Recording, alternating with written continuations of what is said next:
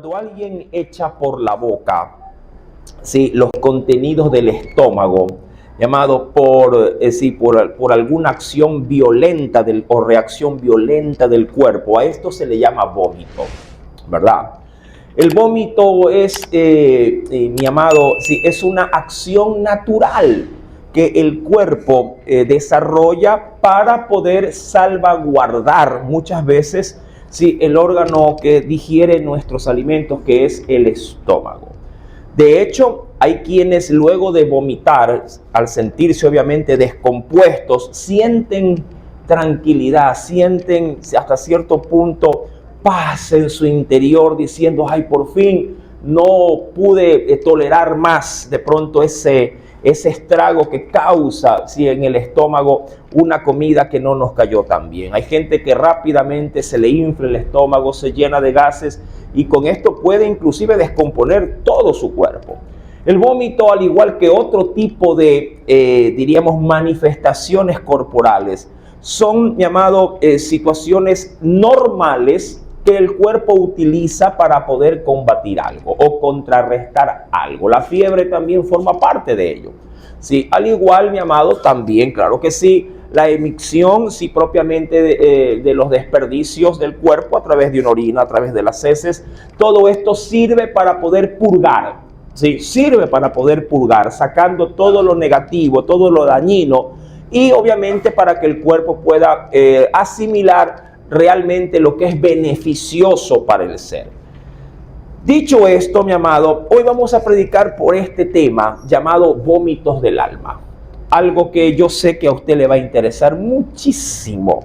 Sí, así como el cuerpo tiene su mecanismo para desintoxicarse, también, mi amado, nuestro ser espiritual tiene una función, mi amado, muy semejante a la del vómito. Usted dirá, hermano, pero qué feo, ¿no?, como se dice este tema, pero cuando usted lo logre entender, lo logre asimilar en función de lo que hoy Dios nos quiere dar, créame que más de uno, hay gente que se provoca el vómito, ¿sí? Hay gente que tiene la costumbre de provocarse el vómito e inclusive hay quienes toman esta acción como un hábito, ¿sí? Que es obviamente de pronto ya considerado como un trastorno, sí, respecto de aquellos que se inducen un vómito indebido porque tienen un trastorno psicológico. Ellos se ven gordos y piensan que, sí, que al verse en el espejo, sí, la gente lo cataloga así como gordo, y queriendo ellos utilizar una forma, diríamos así, no convencional,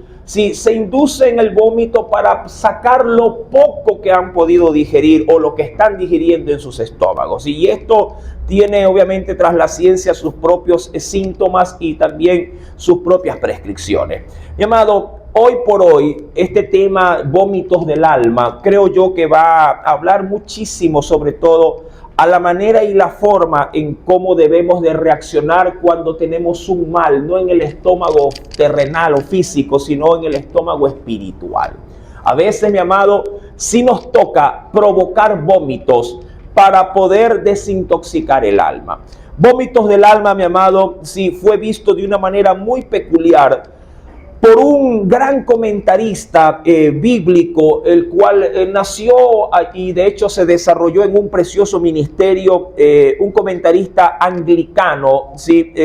John Trapp es su nombre como tal. Este hombre nació en el año de 1601 y vivió 68 años. Murió en el año 1669. Estamos hablando del siglo XVI.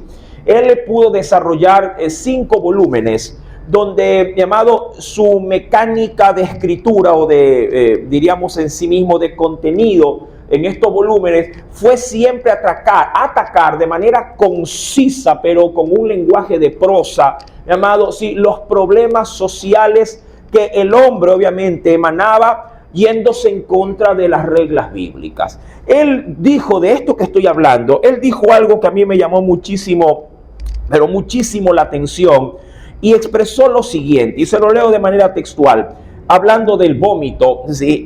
Dijo él, este tipo de situaciones, las denominó él, esto de los vómitos del alma, son la clase de medicamento, puso él, natural, sí, más dura o severa, pero que causa un estado mucho mayor y mejor saludable. Y él argumenta algo que sí me dejó un poquito en el aire cuando expresó lo siguiente, y ojo con esto que le voy a decir, espero que estén sus oídos espirituales atentos. Dijo él lo siguiente: esto, hablando lo del vómito, esto lo sabe Satanás, y por eso mantiene las bocas cerradas del hombre, para que su corazón, sí, a su vez, no pueda descargar este tipo de evacuaciones. Me llamó bastante la atención lo expresado por este John Track respecto, mi amado, de este concepto o tema ya elevado en esta mañana, sí, respecto de los vómitos del alma. ¿Dónde estamos fundamentando este tema? Sí, sobre todo, claro que sí, en la Escritura. Cuando voy al libro de Esdras, le dije que si lo pueda ubicar allá en su capítulo número 10, sí, en los primeros 3 versículos, amado, sí, el Señor nos va a hacer notar algo sumamente, pero sumamente vital a la hora de buscar una verdadera restauración. Ya usted conoce por el contexto que el pueblo, mi amado, sí, había incurrido trágicamente, sí, de manera muy, pero muy desconsiderada, luego de tantos favores dados por Dios a una nación llamada Israel, que cuando Dios mismo, después de haber tocado a muchos emperadores, les dio todas las facilidades para que regresaran nuevamente a esa santa ciudad llamada Jerusalén. Una vez que el pueblo regresó, en vez de quedar o mantenerse agradecido con su Dios, obviamente aún los hombres que Dios usó para poder, darle justamente todas esas bendiciones, el pueblo comenzó a encaminarse de una manera muy, pero muy desagradecida, hasta el punto que violentaron las leyes de Dios y nuevamente volvieron a vivir una película que ya la habían vivido sus antecesores. Comenzaron a unirse en matrimonio con gente de otras regiones, gente que Dios les había dicho que no lo hagan, sí, pero que sin embargo como hijo necio les entró por un oído y les salió por el otro, y concertaron muchísimos matrimonios, más de los que se habría pensado, que inclusive tocaron hasta la parte de la religiosidad judía. Aún, mi amado, ministros, sacerdotes habían hecho esto. Y esto provocó más adelante que Esdras, el gran, caudillo espiritual, se enterara y tomara él como asunto personal la problemática del pueblo como suya. Esto, mi amado, empujó a Esdras a que con toda devoción doblara su corazón, más que sus rodillas, que también lo hizo, pero dobló su corazón y trató de buscar una salida que parecía casi imposible poderla resolver. ¿Por qué le digo esto? Porque ya un matrimonio concertado, ya un matrimonio que evoca de sí mismo familia, hijos, hijas, mi amado, ¿quién podría desatar esos nudos? Decimos nosotros, si ya me casé, ya tengo hijos, ¿cómo desato ese problema? Sabiendo que después, porque mucha gente le puede llegar a pasar esto. Bueno, quisiera verlo no bajo mucha, sino bajo poca gente, aun cuando sé que la realidad es distinta. Llamado, algunos podrían decir, pero si ya me casé, ya me fregué, dicen otros. ¿Cómo desato esos nudos? Como tratar de decir, ya quedé embarazada, ¿y ahora cómo hago para volver a un estado de virginidad? Ya me casé, ya tengo hijos, ya tienen mi apellido, sí, son los míos, obviamente, estoy allí ya en un hogar, pero ahora entiendo que hice mal. Duro, ¿verdad? Ahora entiendo que no debí casarme, o no con ella, o no con él, o ahora entiendo que debí haber cerrado las piernas. ¿Qué hago ahora? Si ya el vaso está quebrado, dicen algunos, ya la leche está derramada. Nuestras acciones frente a estos problemas, sí, muchas veces suelen ser, bueno, nos toca simplemente limpiar el regadero, pero ya el daño está hecho. Sí, mi querido hermano, esta situación, Esdras lo llevaría a un estado sumamente, diríamos así, de trauma personal que conllevó consigo, mi amado, a poder no solamente él experimentarlo, sino que comenzó a contagiarlo, ¿sí?, a quienes también pensaban como él o sentían como él. Ese es el contexto del capítulo 9 que nos abre la puerta para el capítulo 10.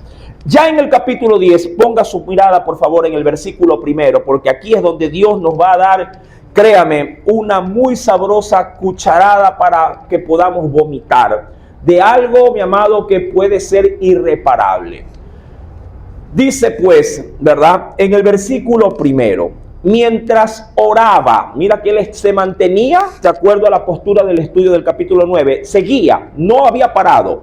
Mientras oraba Esdras y hacía, en esa oración, ¿qué hacía, mi amado? Quiero que remarque esto, quiero que lo subraye por el amor del Señor, subraye esto, si acaso lo puede hacer. Dice, y hacía confesión, ¿sí?, hacía confesión, llorando y postrándose delante de la casa de Dios. Luego, dice la Biblia, se juntó a él. Mira, lo que él había hecho, luego junto a él, dice allí, mi amado, se juntaría una muy, no pequeña, una muy grande multitud de Israel, hombres, me encanta esto, mujeres, y me sigue encantando más, niños. Mira tú, mi amado, ¿a dónde trascendió todo esto? Y lloraban, dice allí, el pueblo amargamente. Algo particular que tiene, mi amado, el vómito es la expulsión, insisto, mi amado, de todo aquello que se ha comido. Claro, usted podría llegar a pensar, pero me lo comí. Igual me lo comí, después me hizo daño, pero me lo comí. Sí, pero sin embargo, mi amado, los estragos que provoca, sí, el vómito son también o podrían llegar a ser fatales. De hecho, hay mucha gente que puede morir, sí, por causa de un vómito incontrolado. Porque cuando ya el estómago quedó totalmente vacío, el vómito, mi amado, sigue su cauce. Sigue su cauce. Pero como ya no tiene nada que expulsar, comienza a tomar sustancias o químicos propios producidos por el estómago, donde comienza obviamente el cuerpo a sentir una descompensación de nutrientes o de, diríamos, de sustancias que son más que necesarias para el cuerpo. Entre una de ellas está la bilis, por ejemplo. De allí que cuando uno vomita en demasía, siente un ardezón en el esófago y luego una amargura, ¿sí?, en todo lo que es la cavidad bucal. Y todo esto, insisto, mi amado, si no se para, si no se logra contener, puede llevar, mi amado, sí, a una descompensación severa en el organismo y puede provocar la muerte.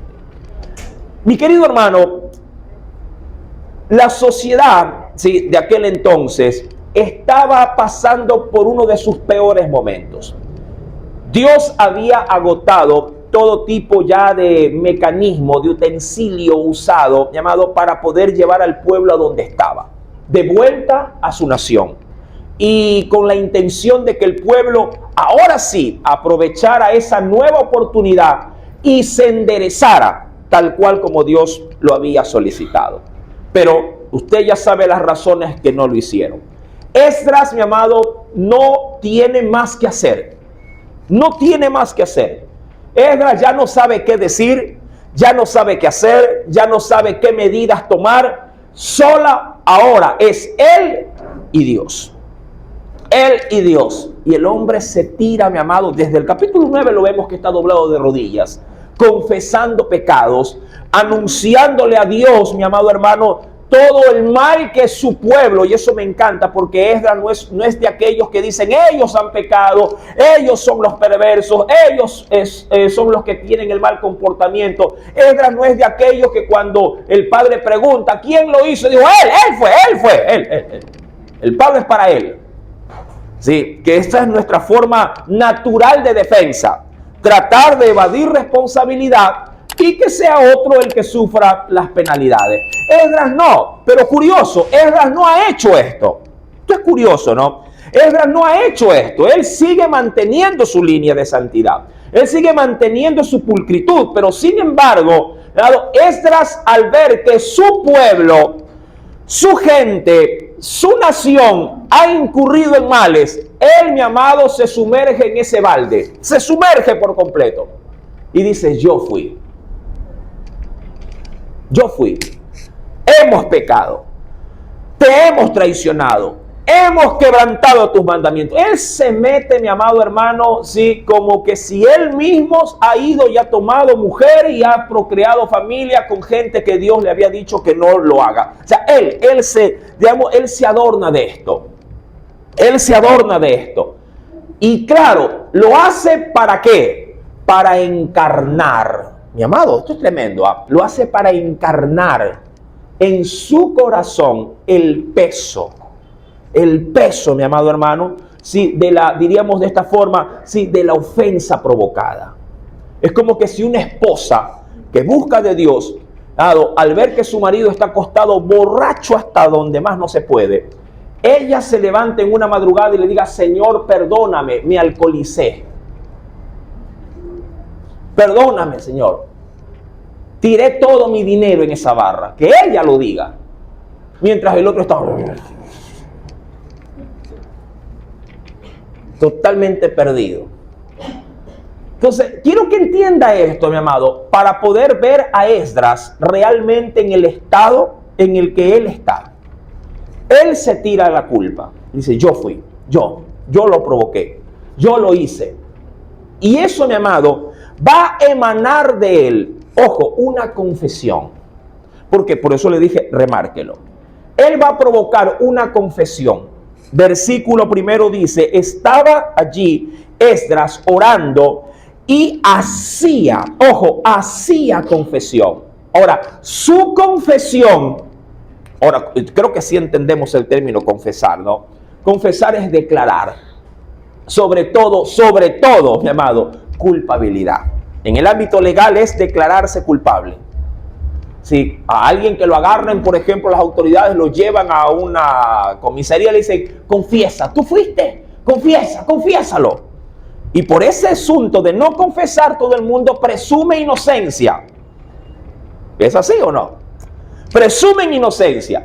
Y en esa presunción, mi amado, obviamente, como no hay nada que lo ate, a no ser que él pueda declararlo, pueda confesarlo, puede llegar a salir libre siendo culpable. Pero Esdras ha adoptado la culpabilidad. Esdras adopta la culpabilidad, la toma como suya y dice: no, yo te voy a confesar el pecado. Yo te lo voy a confesar. Yo le digo, ¿quién de ustedes está dispuesto a confesar pecado de hijo? Si alguien viniera a la casa: señora, su muchacho me acaba de romper el vidrio. Y de pronto usted vio que su hijo minutos antes entró rápidamente, sudadito y con la pelota en la mano. ¿Quién de ustedes dice: sí, disculpe, yo se lo pago? Y de paso, como padre o madre responsable, le pido perdón. ¿Verdad? ¿O no? ¿Quién de ustedes asume eso? Hay quienes pueden ponerse en la banqueta de la indiferencia y decir: ¿quién? Mi hijo. ¿Segura? ¿Quién? Mi hijo. Imposible. Yo lo conozco, yo sé cómo es él. A mí no me venga a reclamar esta cosa. Y comienza con un mecanismo de autodefensa, mi amado, de que no. Y así obviamente el muchacho que está dentro, mi amado, sale libre, sale exento de culpa. Mi querido hermano, esa es la típica forma, diríamos, de la sociedad a la hora de asumir sus responsabilidades. Todo el mundo es culpable menos yo. Esdras dice: no, esto es mío. Esto a mí me afectó. Yo lo hice y yo te pido perdón. Dice pues el versículo número primero: sí, y hacía confesión. Y en esa confesión, mira la mezcla de los ingredientes con que se sazonaba todo esto. Dice que esa confesión estaba acompañada de lloro. Llorando, dice la escritura. ¿Lo tiene? Llorando, sí, adicionalmente de humillación, porque dice la Biblia: y estaba postrado. Lloro que me imagino, ahora yo no sé, mi amado, usted creo que, bueno, a no ser que sea un excelente fingidor, yo creo que el lloro debe de ser una manifestación del cuerpo que vaya acorde a una reacción por algo, ¿verdad? Le ponen una inyección, llora, ¿verdad? Ve al chico que dijo que la amaba con otra en la tarde en un parque, llora, ¿verdad? Le entregaron la libreta y no era el 10, sino el punto, qué sé yo, el 3 o el 2, llora por la paliza que le van a dar. O sea, algo provoca esto. Pero él también llora, mi amado, porque hay gente que puede fingir las lágrimas. Hay gente que es experta para fingir lágrimas. ¿Me entiende? Hay gente que de la nada, mi amado, no sé si se peñisca, se muerde la lengua, algo hace. Y llora. Y claro, las lloras pueden, el lloro fingido puede tener fuerza de convencimiento. Mucha gente por llorar, puede llegar a ser visto como inocente, siendo culpable.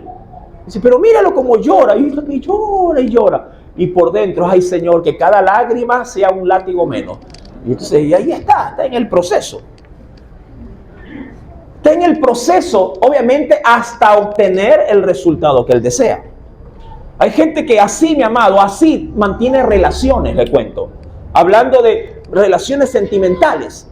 No me dejes, está bien, ya no te voy a engañar. Y llora el bandido, llora. Y la mujer al ver esas lágrimas dice, está bien, te perdono. Y claro, la gente asocia lágrimas igual genuino arrepentimiento. ¿Me entiende? Entonces, esta situación, mi amado, no era un fingimiento. Esdras lo había encarnado y por eso su confesión. Y esto es curioso, mucha gente llora, sí, no necesariamente por haber confesado su pecado. Porque hay gente que niega rotundamente lo que hace, pero igual llora para poder obtener el fin que desea. En el caso de Esdras no es así. Él confiesa. Es como que si la mujer le pregunta al marido, dime, ¿me engañaste? ¿Qué le responderá el hombre? A capa y espada, ¿qué responderá? Oh. Igual me voy. Y ahí le llora. ¿Me entiende? Entonces Esdras, mi amado, Esdras asume la postura y dice, yo soy pecador y yo te lo voy a confesar. Confesó. Declaró culpabilidad. Y lo mismo, mi amado, hizo Cristo con nosotros. Igual, es idéntico. Recuerda que Esdras era considerado como un prototipo de un Moisés, ¿sí? En una nueva generación. Y un prototipo de Cristo. Cristo hace lo mismo.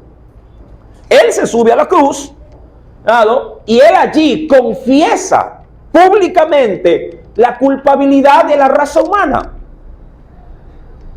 ¿Sí? Y en esa culpabilidad, mi amado, acepta lo que es más triste todavía. Él acepta, porque a Esdras no le pasó esto, pero a Jesús sí. Él acepta, mi amado, el castigo. Él acepta el castigo. Y el castigo era severo. El castigo era la muerte. Acepta el castigo. Sin ser culpable. Verso primero. Dice pues que llorando y postrándose delante de la casa de Dios lo había hecho. Al él tomar esta postura, mi amado, esto parece mentira, mi amado, porque a veces uno puede llegar a pensar y decir, yo no creo que haciendo esto, mucha gente lo opina o lo piensa así. Hay gente que dice, pero ¿para qué gastar? Hay expresiones comunes, ¿no? Dice, ¿para qué gastar pólvora en gallinazo? O sea, es decir, ¿para qué dispararle a algo que no tiene, que más caro me sale la bala que lo que voy a cazar? Entonces dice, no lo hago. Así de simple, no lo hago. Hay gente que puede mirar la problemática del país y decir, pero ¿para qué? ¿Para qué convocar un ayuno para el Ecuador? ¿Para qué? ¿Cuál es el propósito? Si esto igual se va a poner peor. Si igual la sociedad no va a cambiar, el ladrón va a seguir siendo más ladrón, el delincuente más delincuente, el pecador más pecador. Si esto es así, entonces ¿para qué gastar pólvoras en gallinazo? Entonces, de esa forma, mucha gente simplemente ni lo intenta. Es decir, no hace ni el más mínimo esfuerzo como para poder, diríamos, ingresar a este tipo de acciones. Y mucha gente mejor se pone en el plan de la indiferencia y de continuar su vida como él no es, como los suyos no son, entonces vivo mi vida de una manera distinta y que cada quien vea por lo suyo. Mi amado, pero la acción de Esdras, aun cuando parece ser que no va a provocar ningún tipo de reacción, mi amado, a su sorpresa, Dios se está moviendo. Porque cuando él menos lo espera, ve que en el templo donde él está en una completa, diremos, manifestación de arrepentimiento, ve, mi amado, ahora una gran multitud. Ve una gran multitud. ¿De dónde han salido? ¿Quiénes les ha invitado a tomar la misma postura? Obviamente, mi amado, obviamente Esdras no ha sido. Esto ha sido un accionar del Espíritu de Dios. Ya que en el Nuevo Testamento la Escritura nos señala y nos dice que Él, mi amado, entre muchas otras obras, y aquí lo hemos estudiado y lo estamos estudiando en los días sábados, mi amado, una de las obras del Espíritu Santo es redarguir al hombre de pecado. Es decir, de hacerle notar al individuo que él es un ofensor, pero que necesita confesar la ofensa.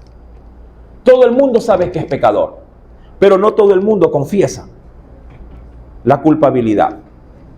Entonces el Espíritu Santo se ha movido. Esdras no lo sabe, pero al inclinar su corazón, Dios ha movido, mi amado, su espíritu para tocar familias, para tocar vidas, para tocar a esos culpables que no quieren confesar. Dios ha comenzado a moverse para que ahora comiencen a tomar o a adoptar la misma postura de Esdras.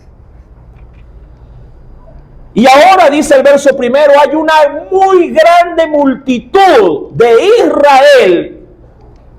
Hombres, me encanta, mi amado, la forma en la que aquí sí la Biblia no se exime, como sí lo hace de pronto para otros pasajes, donde solo nombra a los hombres, sí, como para darle preponderancia. Pero en este caso en particular, la Biblia no deja a nadie fuera. La Biblia menciona que tomaron la misma postura de Esdras, los hombres, las mujeres, y para nuestra sorpresa, y a veces digo esto sorpresa porque a veces nosotros desestimamos las acciones que nuestros pequeños puedan hacer, o a su vez minimizamos sus ofensas como que si esto a nosotros como grandes, como familia, como núcleo familiar, no van a traer sus acciones también un daño a toda la familia. Y se involucran las criaturas. Mira que hay padres que dicen, ay, pero ellos son muchachos, no creo que... pero el esposo si él algo hace, te va a traer maldición al hogar. ¿Y qué? La acción de un pequeño no puede traer maldición. Que yo sepa, pecado es pecado, sin importar de dónde venga o quién lo origine. Pero a veces a los muchachos les permitimos cosas que... Sí, que de pronto a un adulto no, tú no. El bebé, no importa, mira cómo insulta el bebé, es lindo. Ya sabía insultar, a ver, diga otra vez. Y él dice, hijo de fruta, ¡ay, qué lindo! Hijo de fruta, hijo. Ya sabía insultar. A él sí se le pasa. A él sí se le debe tolerar.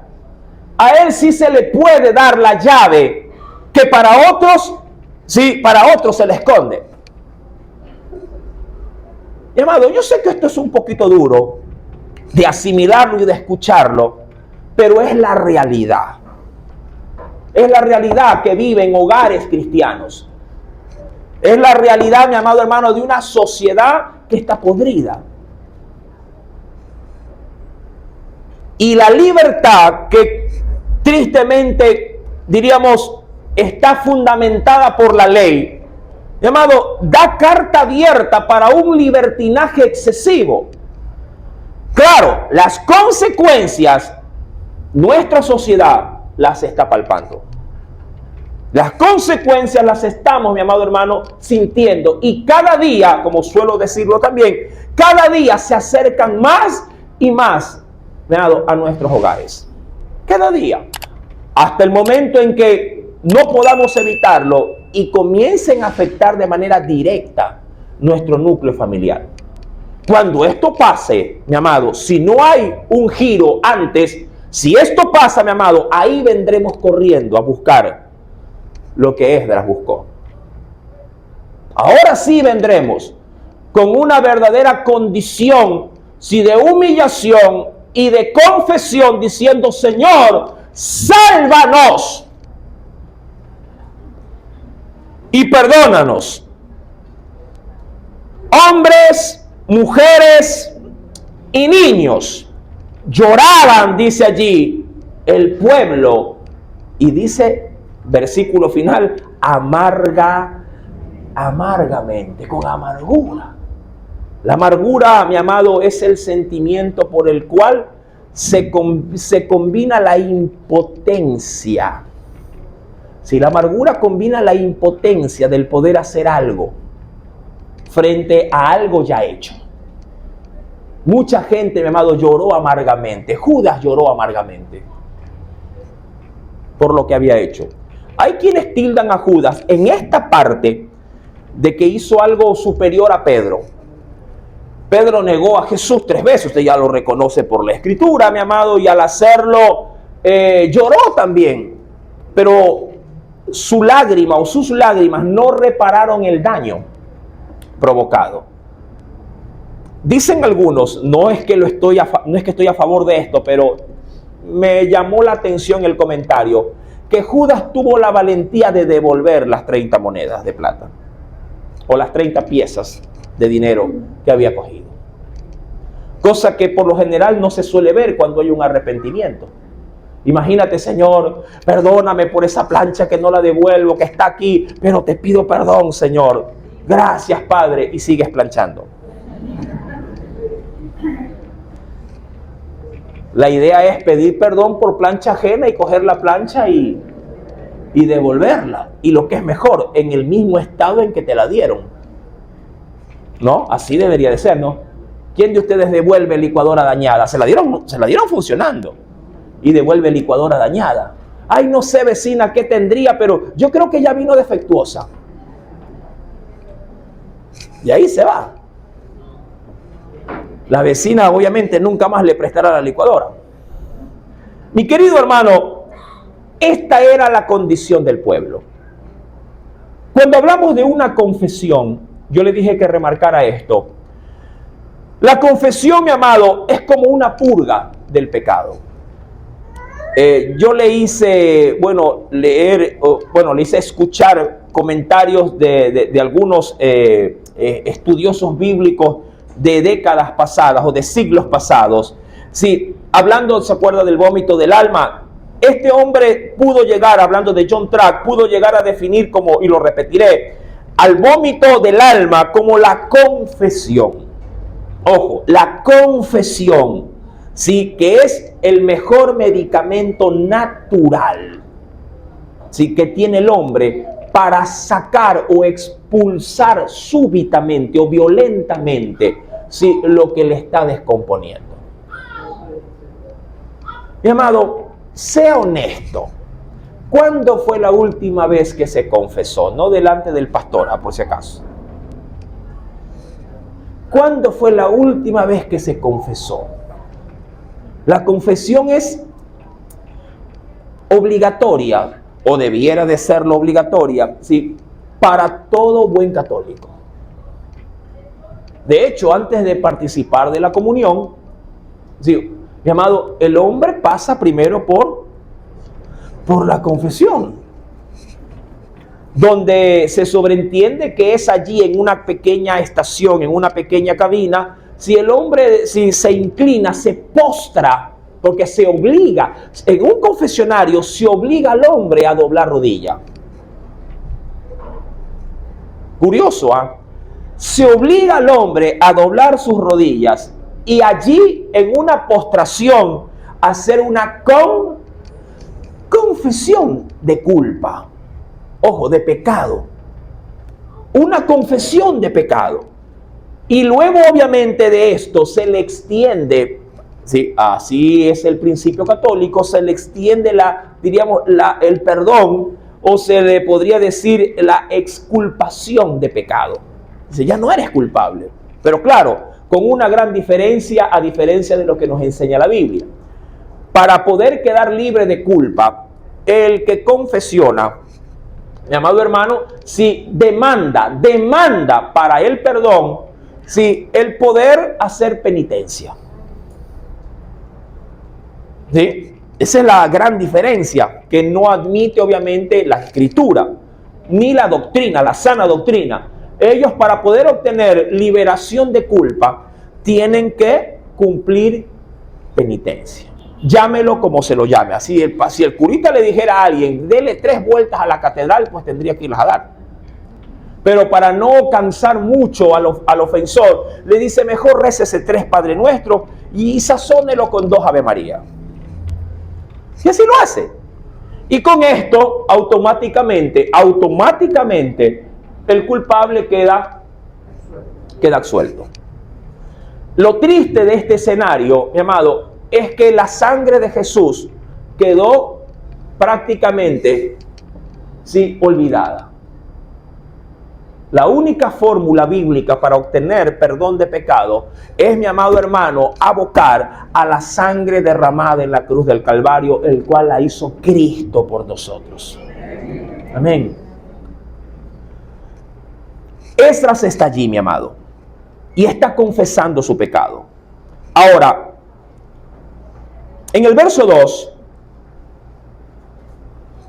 luego de que, mira el escenario cómo está. En el verso 2, alguien de entre los líderes, porque este hombre llamado Secanías forma parte de de esa ola o esa segunda ola de exiliados. Eso está en Esdras 8, verso 5. Esa segunda ola de exiliados que acompañan a Esdras, mi amado, vienen junto al sacerdote Esdras como parte de esos servidores que habrán de manejar la obra en el templo. Y dice, entonces respondió Secanías, hijo de Jehiel, de los hijos de Elán, y le dijo a Esdras, ahí en su estado de postración le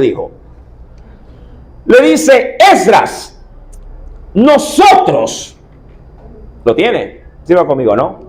10:2.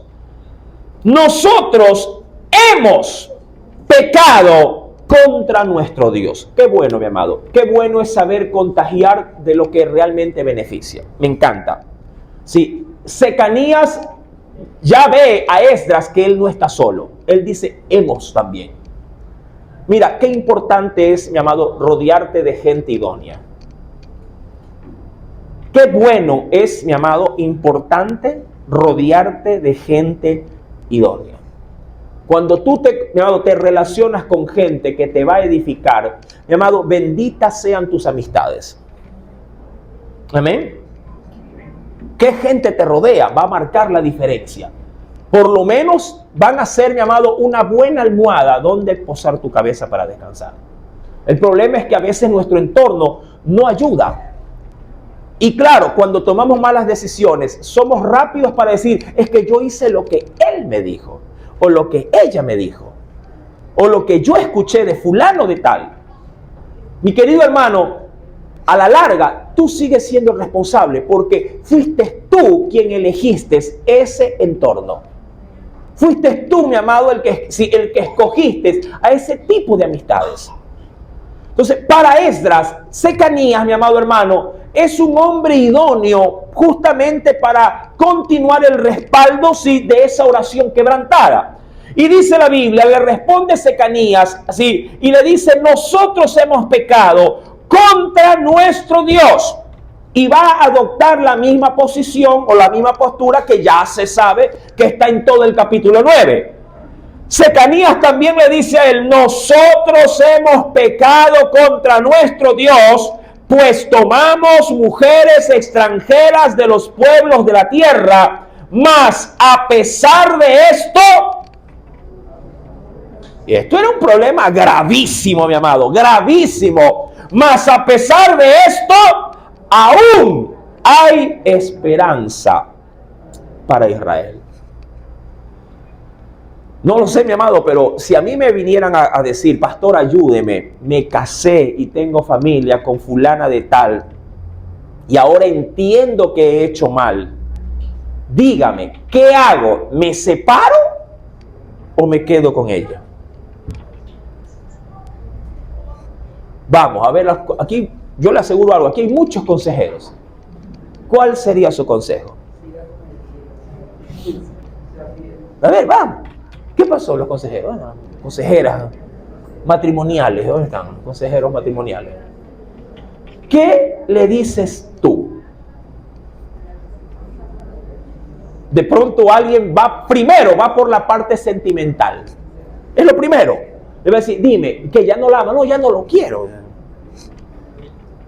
Pero me gusta una hermanita, que es así, me han dicho que es idónea para la obra. Mi amado, ¿cuál es tu postura? ¿Qué dices? ¿Qué recomendación das? Tomando en consideración que del consejo que salga de tu boca, mi amado, va a derivarse, mi amado hermano, o va a tener como, digamos, como situación colateral el cambio de vidas. El cambio de un hombre, el cambio de una mujer, el futuro de hijos, el futuro de hijas, el futuro de una familia. ¿Qué consejo das? ¿Cómo lo asumes? ¿Qué dices? Hay quienes podrían también respaldarse en la tradición. Ay, si mi abuela le aguantó tanto a este, dice, ¡ey, mira, esta viejito se quedaron! Así que ponga nomás caparazón de tortuga y aguante ahí, hasta que el cuerpo aguante, ¿no? No hay mal, dicen algunos, que dure 100 años o cuerpo que lo resista. ¿Qué decir nomás? Para Secanías, la problemática, mi amado, que era grave, nadie lo disminuye, pero para Secanías, dice él, hay una esperanza, una, y a la verdad había una sola. Dice, pero él lo dice, hay una esperanza, una esperanza. Ahora pues, le dice él, hagamos, primer punto, hagamos pacto, le dice él. Hagamos un pacto, dicho de otra forma, hagamos un juramento. Un pacto es un juramento. Hagamos un juramento, obviamente poniendo a Dios de por medio. Hagamos pacto, le dice, con nuestro Dios. Ahora, el que conoce la Biblia, mira que no estoy dando textos de referencia estrictos para que ni se distraiga ni mueva los dedos de la mano. La Biblia era clara cuando nos hacía saber en Deuteronomio 5, verso 22 en adelante, allá también en Éxodo, capítulo número 20, acerca de los mandamientos, que Dios no tomaría por inocente al hombre que tomara su nombre en vano. También reconocemos por la Escritura que cuando vamos a la casa de Dios, estemos mejor prestos para oír que para hacer el voto o los juramentos de los necios. Porque después de un culto que te ha tocado en el corazón, tú podrías decir, sí, Señor, así como hoy escuché, así voy a hacer. Y sales a la esquina y no lo haces. Y luego viene el sentimiento de culpa y te dice, ay, Señor, mi bocota es la que me mete en estos problemas. Entonces, Secanías le dice a Esdras, mira, Esdras, este problema, magno problema, tiene una esperanza. Me imagino que Esdras, mi amado, es el más interesado en tratar de ver una solución a un problema tan grave. Y le dice, primer punto, hagamos un pacto con Dios. Hagamos un juramento con nuestro Dios. ¿Fundamentado en qué ese juramento? En que despediremos a todas las mujeres. Mira tú, mi amado, anda remarcando esto. En que despediremos a todas las mujeres y los nacidos de ellas. Según, y lo haremos, ¿no? Según, y mira cómo, esto es vital. Dice, según el consejo de mi Señor, y no se refiere a Dios, se refiere al consejo de Esdras. Según tú lo digas, cómo debemos de hacerlo. Y de los que temen el mandamiento de nuestro Dios, y hágase conforme a la ley.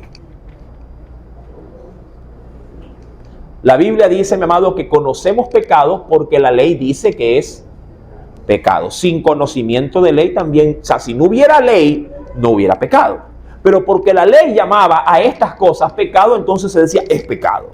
Entonces, hagamos conforme como lo dice la ley. Ahora, la ley, ¿qué decía respecto de esto? La ley decía, mira, la ley, a diferencia de la ley terrenal, la ley bíblica, la ley de Dios, no es una ley sancionatoria, sino es una ley preventiva.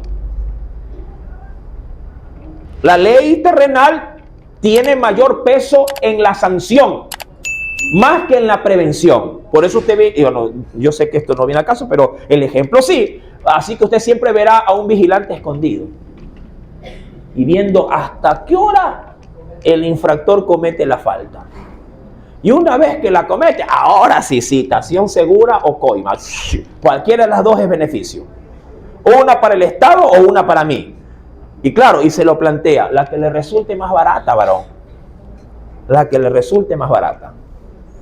Entonces, mi amado, la ley de Dios nunca nació siendo una ley sancionatoria, sino una ley preventiva. Y Dios dijo, mi amado, que para poder evitar estos problemas de sanciones, Dios dijo, no se unan en yugo desigual. Sencillo, práctica y que obviamente te exime de castigo. Como cuando tu mami te dice, mi amor, me voy, ya vengo, deje limpia la casa. ¿Verdad? Difícil es obedecer. Si no me tienes limpia la casa, vengo y te arrastro. Ay, no hay que limpiar. Dice, vamos a ver, agarra y a limpiar. Claro, ¿quién no? ¿Quién no, mi amado? Entonces, pero la verdadera intención de la ley era dar a saber las cosas. Y dice la Escritura, mi amado hermano, sí, de acuerdo a esta ley, de que el hombre tenía que eximirse de depositar su mirada y se le advirtía a los padres, porque antes manejaba el núcleo de la familia, la manejaban los patriarcas, los padres. A ellos les decían, no darás a tu hijo. Hoy por hoy los padres no eligen, son los muchachos los que eligen. Y si no se ha dado cuenta, cuando el muchacho elige, mi amado, el matrimonio dura poco.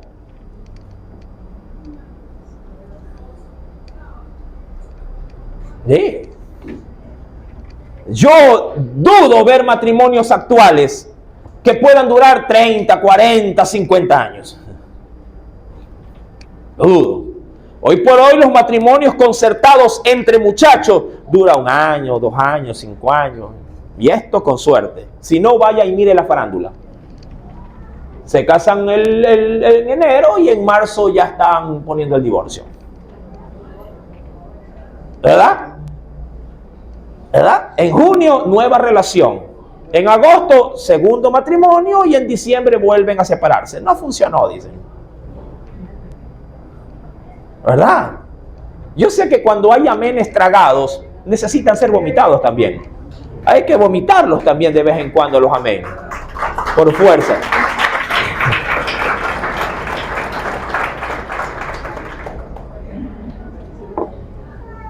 Eso significa que Dios está hablando.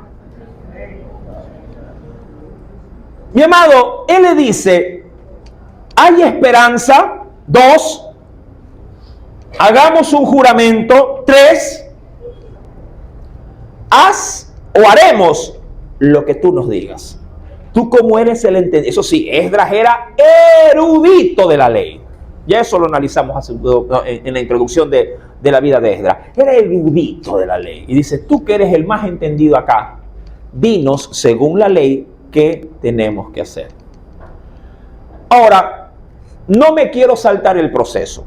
Yo sé, mi amado, que en una congregación, así como nos ven en las redes sociales, habrá mucha gente que estará en este momento con el pie o con la mano esperando y diciendo, a ver, dígame, ¿qué hago, hermano? ¿Qué hago? ¿Qué hago ahora que tengo este problema y que quiero tomar o quiero hacer un giro en mi vida para dejar de hacer lo malo o dejar de sentirme culpable y comenzar a caminar en la libertad de Cristo? ¿Qué hago? Quiero ir punto a punto y no me puedo saltar los puntos, ¿ah? Indudablemente que no. Primer punto, mi amado, ¿te sientes culpable de algo? Porque no hay peor estado del hombre que aquel que haciendo lo malo no siente culpa. Y si no siente culpa, no tendrá nada que confesar. Hay gente, mi amado, que es borracha, bebe a más no poder, pero él no siente culpa porque piensa que lo que está haciendo es correcto.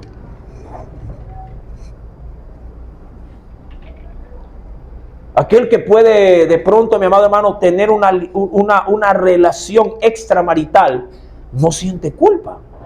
Dice, yo no creo que hago nada malo, a mí me gusta, sí, e inclusive hasta son burladores de la Biblia, dice, Dios es amor y a mí me gusta dar amor. Y no siente culpa. El que está copiando en un examen no siente culpa. Siente la necesidad de pasar de año a toda costa.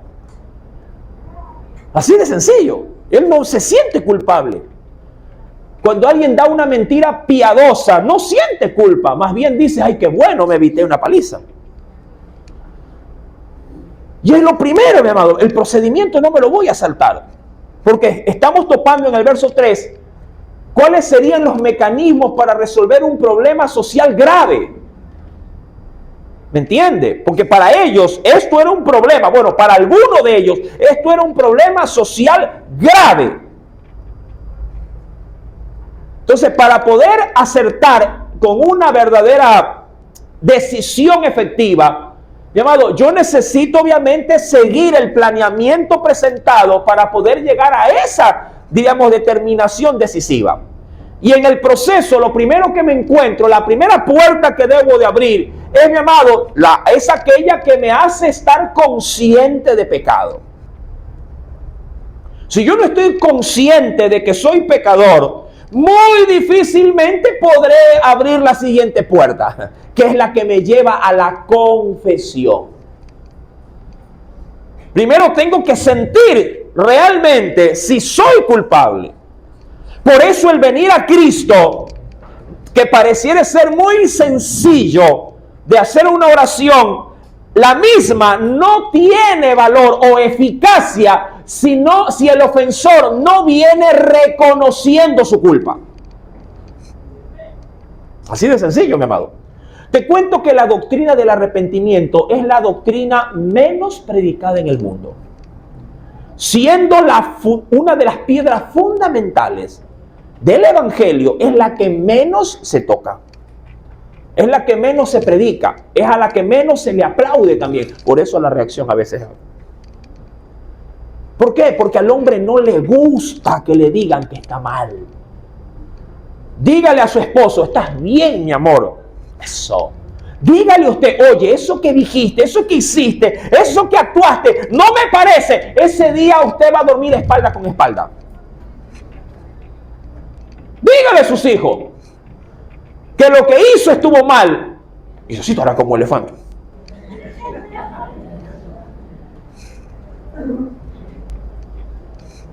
Sí, mi amado. Dígale a su amigo, oye, a mí no me parece que tú que no eres, te voy a sacar del Facebook. Y lo bloquea, hermano. Porque al hombre, al ser viviente, no le gusta que le diga que está mal. Y él no es consciente de que está mal. Amado, ¿cómo ves la culpa tú? ¿Cómo tú ves la culpa? Si tú no eres consciente de primer orden, mi amado, de esto, es más que evidente de que jamás estarás dispuesto a dar una confesión. Tú sabes que eres culpable de algo. Mira que en el gran conglomerado se ha definido solo en dos secciones la culpa. Aquellas que se hacen y aquellas que se omiten. Esas son las dos grandes secciones de la culpa. Aquellas que se hacen y aquellas que se omiten. Las que se hacen son las que obviamente yo participo de manera directa transgrediendo la ley por cualquier infracción que la Biblia me advierta.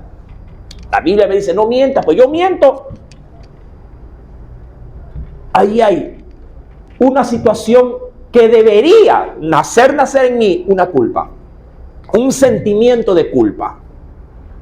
Pero también existen, mi amado, las situaciones que se omiten. Aquellas que simplemente por olvido, por descuido, por cualquier otro tipo de situación, me hacen pasar por alto lo que la Biblia dice que sí debo de observarlas. Alguien lo puede citar, mi amado. El vigilante, mira que el vigilante tiene que tener una razón para pararte. Y tú, si de pronto no te percibes de la razón, ¿verdad? Tú dices, usted no tiene, sí viene cometiendo. ¿Y dónde? Se acaba de pasar un disco, pare. ¿Y dónde está el disco? Y de pronto te lleva de la oreja, mira, aquí está, ve. Ay, no lo vi.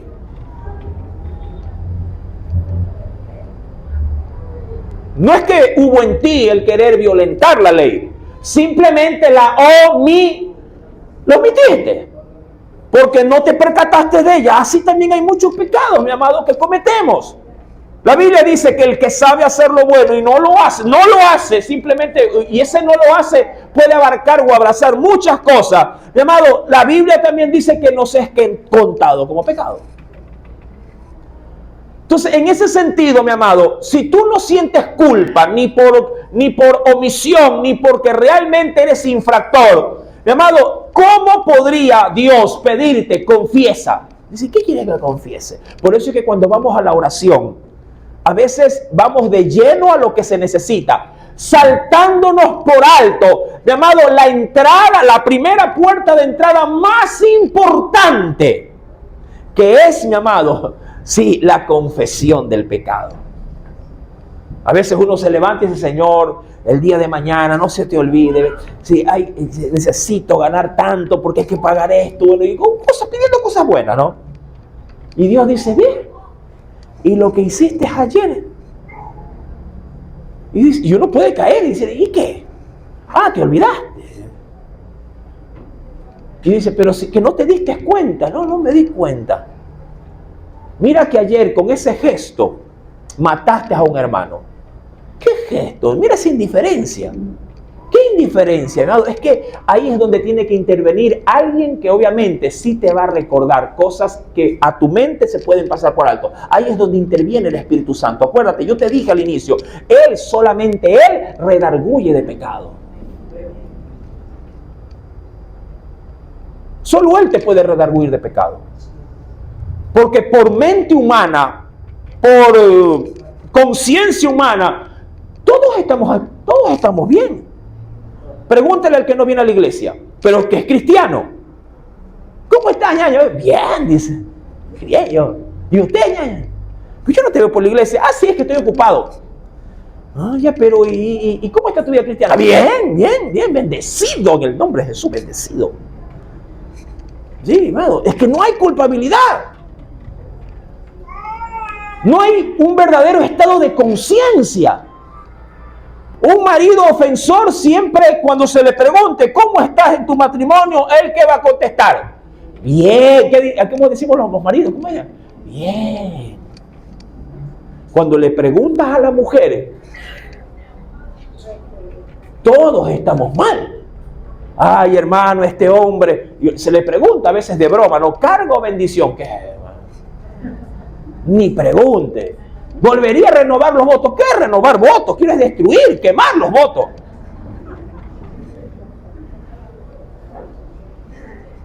Mi amado, ¿eres consciente de culpa? Aquí hay un peligro.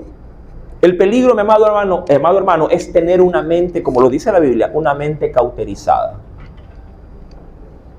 Ese es el gran problema de la culpa. Cuando el hábito al pecado se ha encarnado, ya la conciencia no te acusa. Es como el guitarrista, que al inicio le dolerá las yemas de sus dedos aplastar las cuerdas. ¿Cuándo dejarán de doler? Cuando en las yemas de los dedos se hagan callos. El día que se haga callo, automáticamente, mi amado, el tocar de las cuerdas no va a provocar dolor. Los primeros vasos de cerveza causan culpa. Cuando ya las jabas entran, ya no hay culpa. Sí me hago entender, ¿no? Sí, mi amado. Cuando las primeras pitadas de cigarrillo, ay Señor, perdóname, que me tienta, causa culpa. Pero cuando la cajetilla se termina, ya no hay culpa. Cuando las primeras imágenes obscenas aparecen en las páginas del internet y tú las ves, ay Señor, ¿qué es eso? Reprendo en el nombre de Jesús. Pero cuando ya consumes pornografía, ya no hay culpa. Ya no hay dolor. ¿Me entiende? Está encallecido. Y al haber callo, ya no puede haber sensación de culpa. Mi amado, la sociedad se siente no culpable por lo que está pasando. Los padres de esos hijos que delinquen no sienten culpa. Los que consumen droga, ellos fuera, ellos no sienten culpa. Y tanto no la sienten que su pecado, mi amado, lo afloran de manera natural. Y lo exhiben de manera pública. ¿Por qué lo hacen?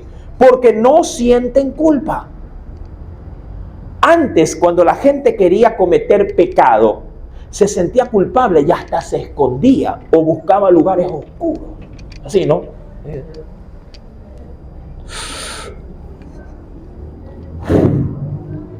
Hoy no. Hoy usted ve por la calle con la fondita.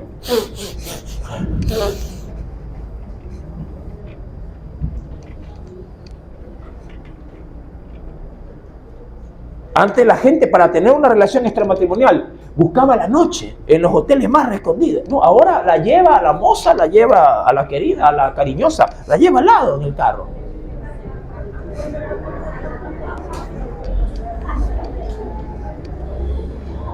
Hasta en el léxico actual tengo que andar modernizado.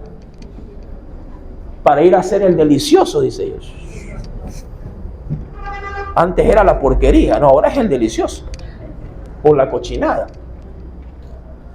Pregunto, ¿nuestra sociedad, mi amado, tiene culpa? Pero queremos el remedio a la sociedad. Y si nos saltamos el proceso, ¿cómo vamos a llegar al desenlace que Dios quiere que lleguemos? Algo te digo, y esto paremos todos bien las orejas. La sociedad, al igual que el pueblo, no va a dar el paso que la Biblia dice que se debe de dar. Nosotros somos Esdras.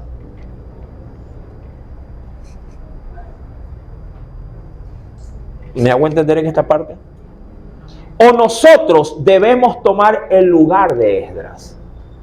Ellos allá afuera no están conscientes de lo que están haciendo. No los exime de culpa, porque las consecuencias de esa culpa, mi amado, están cada vez más profundas, dañando, maltratando, sí, a la sociedad.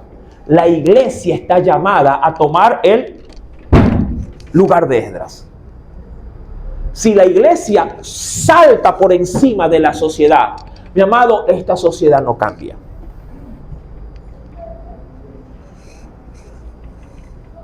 Usted quiere ver que esta nación tome el giro que debe de tomar. Amado, tenemos que encarnar a Esdras en esta área. Ellos no van a pedir perdón. Nosotros tenemos que encarnar esto y tomar la postura. Y luego de eso va el segundo paso, confesión. No cualquier confesión. Hay 4 parámetros que he considerado para la confesión. 4. Espero desarrollarlos. Primero, la confesión, mi amado, debe hacerse para con quien se ha ofendido. Es el primer parámetro. La confesión debe contemplar, mi amado, sí, al ofendido. Típica forma de confesar pecados. Avienta la palabra o avienta la culpa o el remordimiento de la culpa, la avienta y que cada quien agarre y diciendo, yo creo que lo dijo por mí, y agarra y dice, sí, te perdono. Yo casi agarro arena y tiro. Si hubieran pétalos de flores lo haría, pues no. Es como coger un vaso de agua, es como coger un vaso de agua llenecito de agua, sabiendo que soy ofensor de muchos, coger el vaso de agua y decir, perdónenme, y tirárselo a todo el mundo. El que se mojó, pues recibió de parte mía las disculpas, el perdón, lo que sea, ¿no? Y el que no alcanzó dice, préstame, déjame mancharme un poquito de agua para ver si me agarra a mí también. Es la típica forma de confesar la culpa. Padre, si algo le he hecho a la gente, perdóname. Y mire, y qué curioso, cuando uno hace esto, uno sale, ya.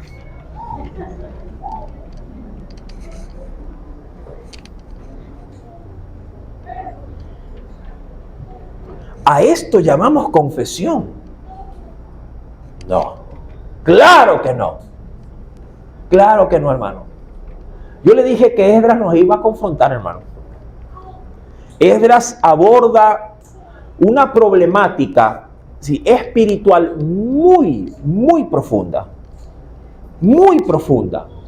Por eso, mi amado, es que este hombre tiene las reacciones que para usted o para mí son hasta medias ilógicas o hasta absurdas, diría. Pero ¿cómo es posible si él no hizo nada? Él no ha ofendido a nadie. Él, mi amado hermano, no debería de estar en la condición de postración en la que está, si él no lo hizo. Es como que usted aparezca, mi amado, en un retén, si acaso han detenido a alguien, y usted diga, no, sáquelo a él, a mí. Hago un cambio, déjame hacer un canje. Jesús lo hizo.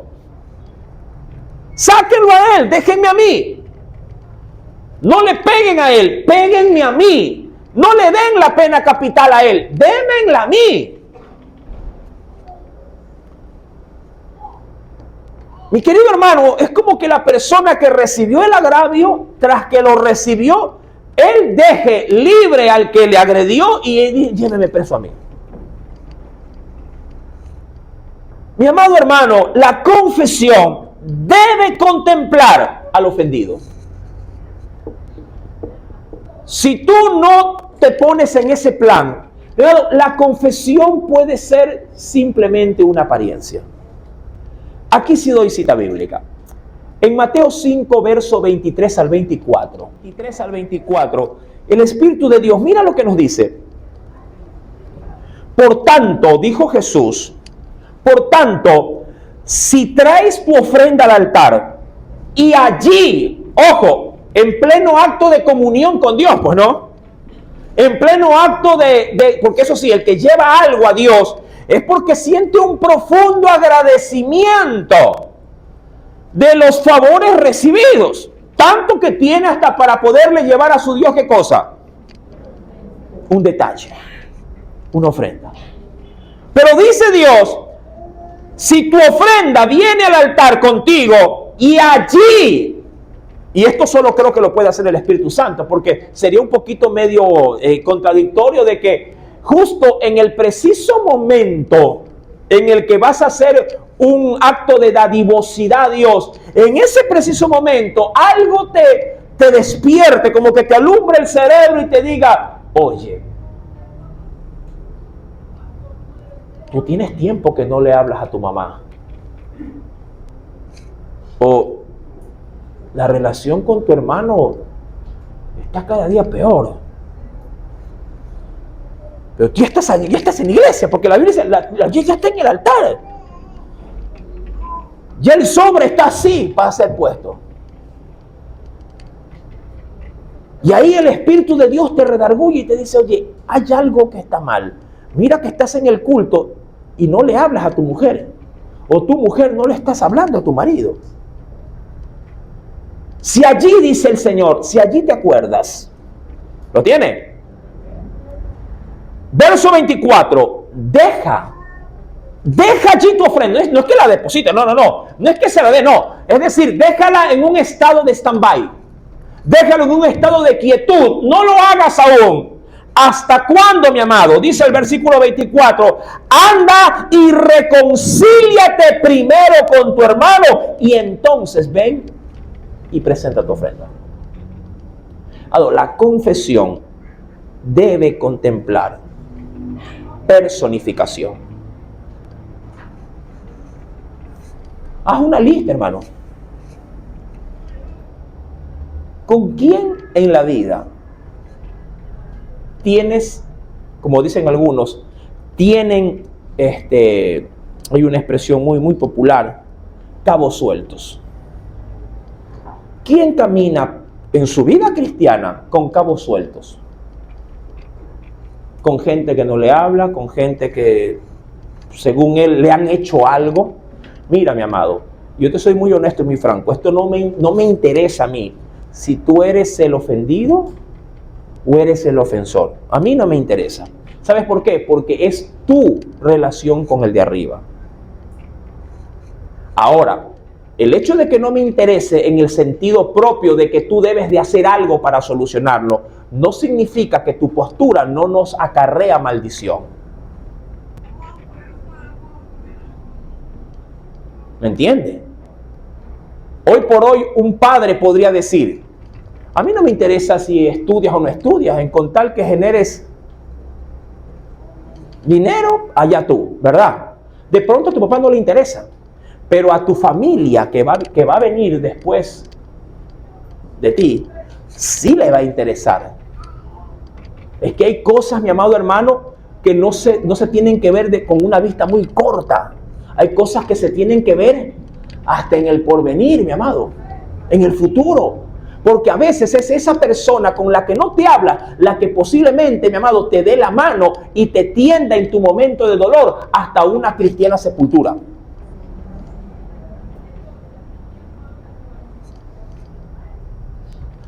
¿Tienes cabos sueltos en la vida? ¿Tienes amigos que los perdiste por un pleito? ¿Tienes familia a la que no ves o no llamas nunca porque pasó algo que los hizo distanciarse de una manera pues tremenda? Donde antes ustedes decían, este es mi mejor primo, esta es mi mejor prima, pero ahora ya, mi amado, ojalá se muera, ojalá que no me interese su vida. ¿Tienes algún compañero en el trabajo, mi amado, con el que son enemigos prácticamente? O aún entre nosotros. Alguien que no te pasa, ay hermano, no lo soporto, la hermana. Ay, ahí viene, ay, cuando habla, ay, es como grillo.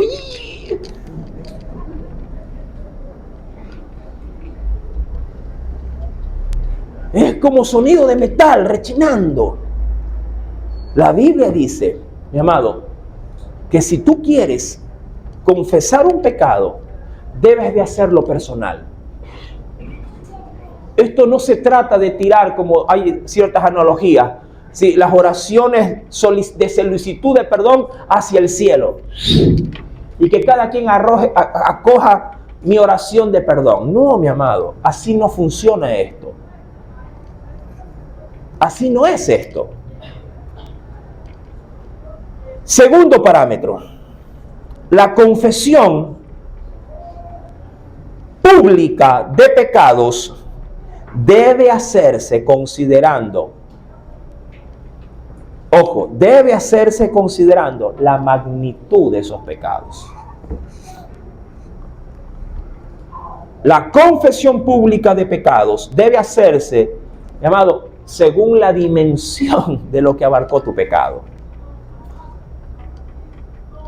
Mira, cuando Juan Bautista bautizaba, ahí él metió a moros y cristianos, por decirlo de alguna forma, ¿sí? A la hora de venir al bautismo.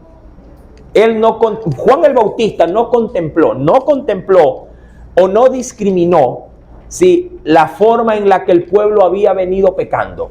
Él simplemente decía, a manera de tarima, predicando, decía, si el que quiere bautizarse, venga confesando pecados. sea, no interesaba si el pecado era muy, porque hay pecados que son muy, ¿cómo te digo?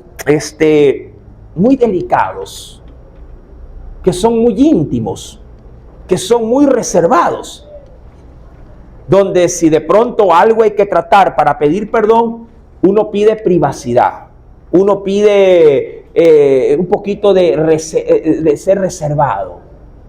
Y lo entiendo, yo lo entiendo, obviamente, que es así. Dice, mire, pastora, la verdad es que lo que yo tuve con esa persona, nadie lo sabe. Fue algo tan íntimo, fue algo tan de él y mío, que sí me gustaría pedir perdón, pero claro, con esa reserva, para que no trascienda, para que la gente no vaya a pensar. Dice, está bien, hágalo así, pero hágalo. Pero sin embargo, hay otro tipo de pecados que necesitan una confesión según la magnitud del daño que provocaste. En cuyo caso, mi amado, era válida la confesión de la que se exigía en el bautismo de Juan. La gente tenía que bajar hacia el riachuelo y decir, sí, le vengo robando las gallinas a mi vecino, perdóname, vecino. Y se metía. Y el vecino, vete, bandido, ha sido el que se me comía las gallinas. Y me decía que lo venía y que no, pero ha sido este. ¿Me entiendes? Era terrible hacer una confesión de esa naturaleza. Pero si tu ofensa fue lanzada, mi amado, te toca ir a golpear puerta. Vecina, dígame, yo sé que usted no tiene nada que ver con esto. Sin embargo, ¿se acuerda el otro día que me escuchó peleando con la vecina de la esquina? Sí. ¿Se acuerda que yo le decía de que su hija era una rebuscona y que se acostaba? Sí, es falso.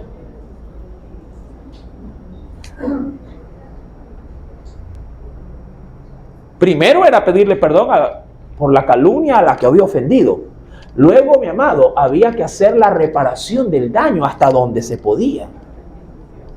O sea que usted es mentirosa. Sí, la verdad que sí, pero Cristo me está cambiando. La magnitud de lo que la ofensa provocaba era, mi amado hermano, ¿sí?, considerado para poder confesar el pecado. Hay que ser valiente. Claro, así como valiente hay que hacer para abrir la boca y declarar una falsedad. Por eso, mi amado, hay demandas respecto de esto. Y hay sanciones también respecto de esto. ¿Qué dice la Biblia? En Lucas capítulo 19. ¿Lo tiene? Lucas 19, versos 7 al 9 dice, al ver esto, ojo, todos, porque había mucha gente ahí a la expectativa, todos murmuraban diciendo, que hablando de Jesús, que había entrado a posar en casa de un hombre pecador. Jesús había ingresado a la casa de un hombre llamado Zaqueo, el cual era, ¿qué cosa? Recaudador de impuestos. Pero este recaudador de impuestos, mi amado, era un recaudador de impuestos, pero de esos que eran logreros, que eran, diríamos así, eran estafadores, que cobraban impuestos por encima de lo establecido y se enriquecían, por hermano. Esto dejó a mucha gente en la calle, afectó a mucho pueblo, a muchas familias con el pan. Verso 8. Entonces Zaqueo, puesto en pie, como para que lo vieran y para que su acto sea público, puesto en pie, dijo al Señor, y le dijo, he aquí, Señor, la mitad de mis bienes doy a los pobres. Mira, ¿está confesando o no está confesando? Claro, hermano, está confesando. Doy a los pobres, y si en algo he defraudado a alguno, se lo devuelvo con los intereses cuadriplicados.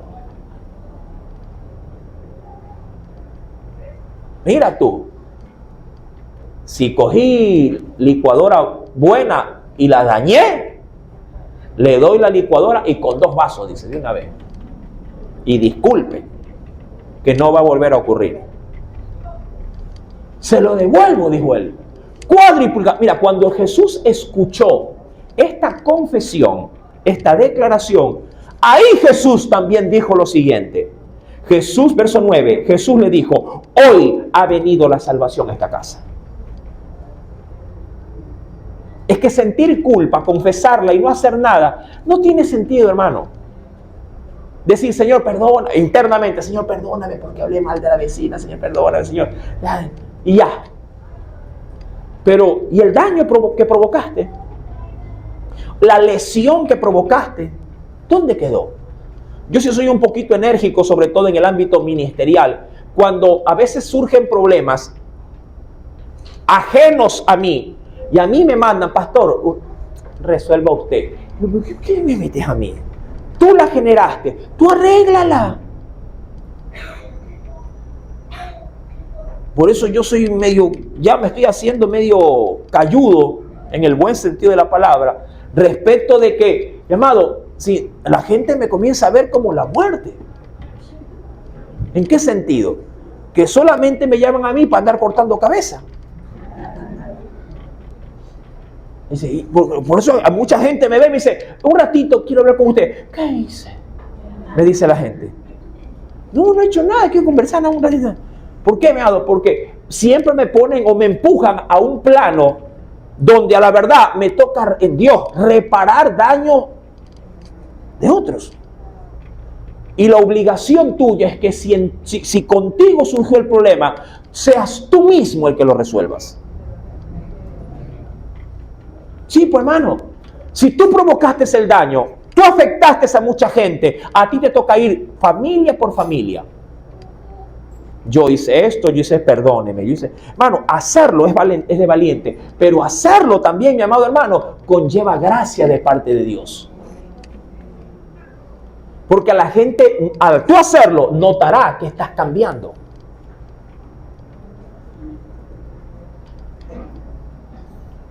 Tres. La confesión, mi amado, debe de conllevar la verdadera intención que corresponda. ¿Y qué es esto, hermano? Mira, las dos cosas que he dicho primero, las dos primeras que se han topado, si bien es cierto es duro hacerlo, mucha gente lo haría. Se acerca, hola, ¿cómo estás? Vengo a pedirles perdón porque cometí esto y lo otro. ¿Me perdonan? Sí, gritan todos, gracias. Ya, uno menos. Aquí hablamos, mi amado, en este punto, hablamos de la intención correcta. La intención correcta. Y esto, mi amado, tiene que ver con lo que es igual a la postura correcta. Esdras confesó pecado con una postura correcta. Esto no es de acercarse, qué sé yo, disculpa, a Rita. Perdóname, no seas malita, no seas malita, perdóname. Perdóname. Otra cosa, Rita, perdóname, ¿eh? ¿Me perdonas? No vas a perdonar. Dios te dice que me tienes que perdonar. No, así no, mi amado. Esto se trata, mi amado, de involucrar el corazón. La intención y la postura en la confesión, mi amado, es la que deja una huella. Así como una huella deja el mal que se comete, ¿verdad que sí? Hay quienes han graficado esto poniendo un clavo en una pared totalmente limpia. Uno dice, ay, pero ¿para qué pones ese clavo? A lo que saca el clavo, sacó el clavo, pero ¿qué cosa quedó? Quedó la huella. El perdón tiene que dejar una huella. Así como el daño dejó una huella, el perdón debe dejar una huella. Si un marido fue infiel a una mujer, bueno, siempre vamos al otro lado. Si la mujer engañó al pobre marido, ¿y por qué se ríen? ¿Por qué no se ríen con la otra parte? Pobrecito el hombre. Cuando la mujer engaña al marido, dejó una marca imborrable en el pobre marido. Y pues no se ría. Pobrecito, claro. Así como dejó una huella en el pobre marido, mi amado, ahora a la mujer le toca reparar el daño que provocó en el marido. Ahora ella tiene que volverlo a enamorar al marido. Para que la huella sea, por lo menos, si sea, mi amado, con la intención de querer reparar el daño. Usted no le puede dejar el hueco ahí, tiene que resanar ese hueco. Sí, mi hermano, toca enamorar. Esto no es de que perdóname ya, no, perdóname y me vuelves a enamorar. Me vuelves a hacer el trabajo para creer en ti. Amén. Amén, esposas.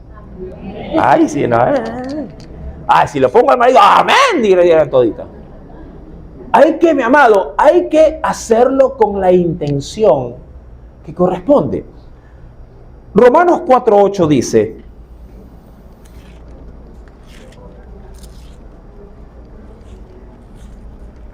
Romanos capítulo 4.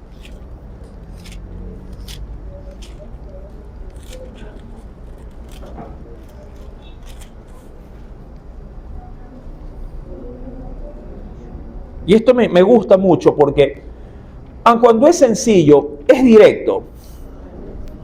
Versos 7 al 8, versos 7 al 8. Romanos 4, versos 7 al 8, para leer todo la referencia.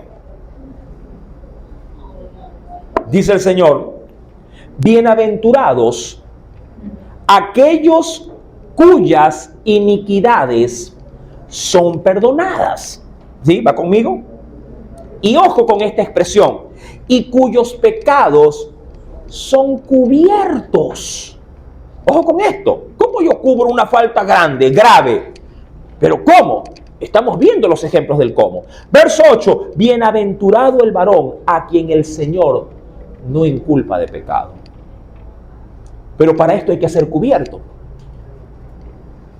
Mi amado, a ti, a mí, ¿sí? El Señor nos empuja a cubrir una ofensa. ¿Y eso cómo lo voy a hacer? Solo pidiendo perdón. No, mi amado, tengo que hacer o tomar las medidas necesarias para poder, mi amado, también dejar en el corazón ofendido, dejar restauración. Debo dejar restauración. Si un hijo vago hizo un daño, ¿sí?, en casa, por la razón que sea, tiene que reparar el daño, hermano.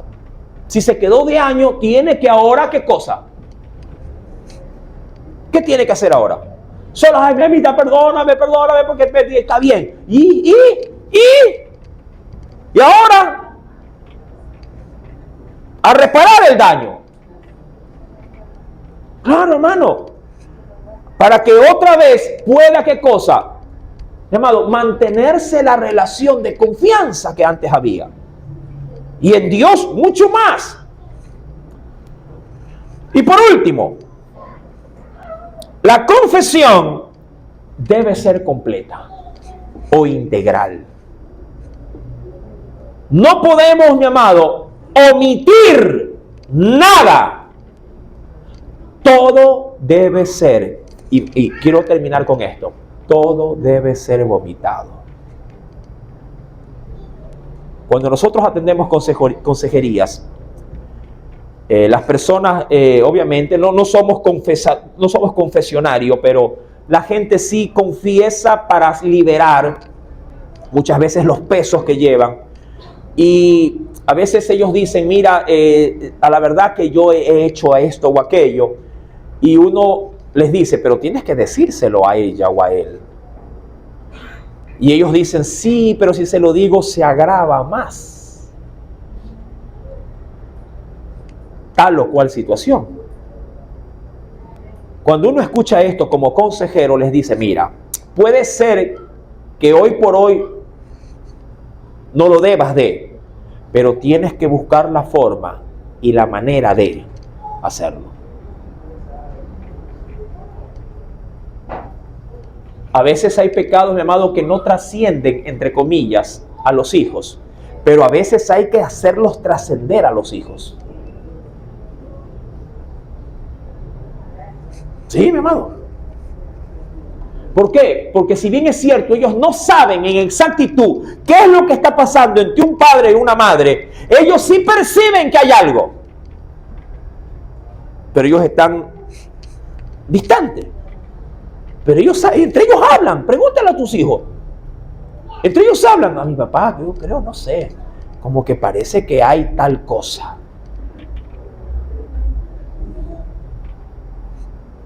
Cuando uno pide perdón, cuando uno confiesa el pecado, mi amado, debe de confesarlo completo. Si el vómito se produce, mi amado, es con una sola intención, sacar violentamente todo el contenido del estómago. Porque si se queda fermentada, por decirlo así, parte de ese alimento, oh sorpresa, mi amado, la infección continúa y esto va a conllevar nuevamente a una total descomposición. Tiene que ser sacado todo. Aquí es donde, ahí sí me voy con los hombres, muchos se guardan cosas, pero piden perdón. Y claro, pedirle perdón por algo a una esposa, a una mujer, amado, es exponerse frente a una gran luz y usted siendo la plaqueta de rayos X. ¿Sí? Usted se expone y mi amor, perdóname. ¿Y si de qué? Es que pasa, es que la otra vez. ¿Y qué pasó la otra vez? ¿Pero con quién? ¿A qué hora? ¿Y cuándo fue? Y dime. ¿Verdad? Entre hombres pedirse perdón es rápido. Ñaño, perdóname, te perdono. Ya está. ¿Y de qué? No sé, pero igual perdón. En la familia no es así, hermano. Peor, insisto, si la ofensa ha sido con una esposa. Hermano, ¿tú eres de aquellos que vomita todo? Como cuando le pregunto, ¿y en cuántas te quedaste? Y la libreta dice 5.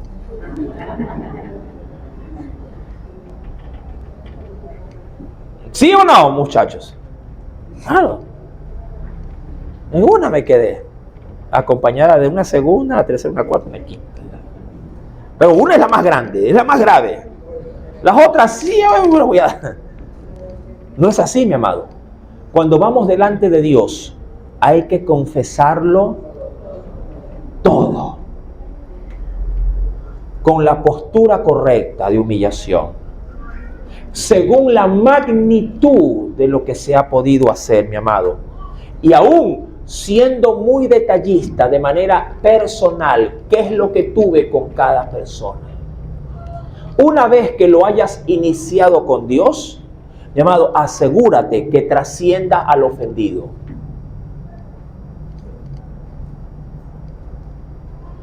Ese es el gran problema de la confesión, mi amado. La confesión muchas veces ni siquiera se da porque nos sentimos inocentes, cuando a la verdad somos culpables. Hemos visto, mi amado, hasta este momento, cuál es la postura del ofensor. ¿Cuál será o debe ser la reacción luego de la confesión? Porque hay que hacer algo. ¿Cuál es la reacción a seguir, el paso, la siguiente puerta a abrir para poder abordar, mi amado, la restauración del ofensor? Eso lo veremos, Dios mediante, el próximo domingo. Amén. Espero que Dios haya hablado a tu corazón. Amén. Aleluya.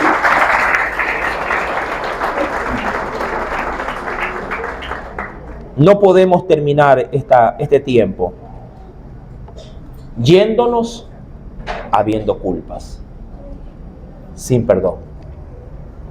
Cuidado, hermano.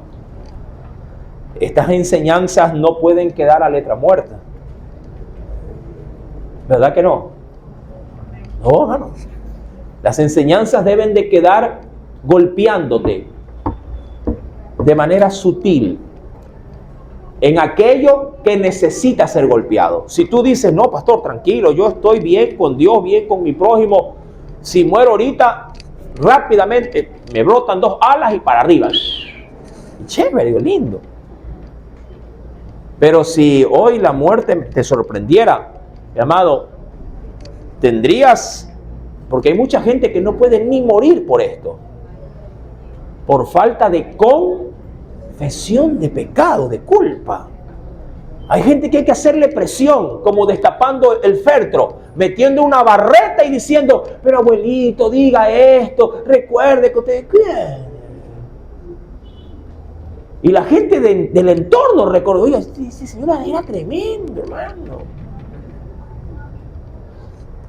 Mira, los que tienen la bienaventurada bendición de Dios de vivir tanto, para tener la oportunidad de pedir perdón, es una misericordia extendida de Dios. Pero hay muchos que no la tenemos. Y como se leyó en el último texto bíblico, bienaventurado el varón a quien Dios no inculpa de pecado. Hermano, mejor es como dijo el salmista. ¿Qué dijo el salmista? Me encanta. Dice, concluyendo, el salmista dijo, bienaventurado, sí, aquella persona cuya transgresión es perdonada. Dijo el salmista, mientras callé, se envejecieron mis huesos. Mi querido hermano, no camines por la vida sin antes haber vomitado tu culpa, tu pecado. Es mejor que te sientas vacío, tranquilo, que a que estés lleno, amado, sabiendo que tienes a todo el reino de los cielos en tu contra. Es preferible que vayas con un retorcijón, pero aliviado de haberlo expulsado todo, que todavía sin poder dormir, con una cabeza mareada de tantas enemistades, de tanta, mi amado hermano, ¿cómo te podría decir? Pesares, de haber estado peleado con todo el mundo, pensando de que Dios debe aceptarte como tú eres. Eso está mal, hermano. Eso está terriblemente mal. Si tienes algo contra alguien, corre, acércate y antes de saludarlo, mejor cambia tu forma, tu estilo de salud y dile, perdóname, y ahí abrázalo. Créeme, hermano, cuando lo hagas, vas a experimentar la verdadera paz y tranquilidad de Dios. Amén. Ahí podrías decir, en paz me he acostado y así mismo dormiré porque tú me vas a hacer vivir confiado. Amén. Que Dios añada mucha bendición a esta palabra. Pongámonos en pie.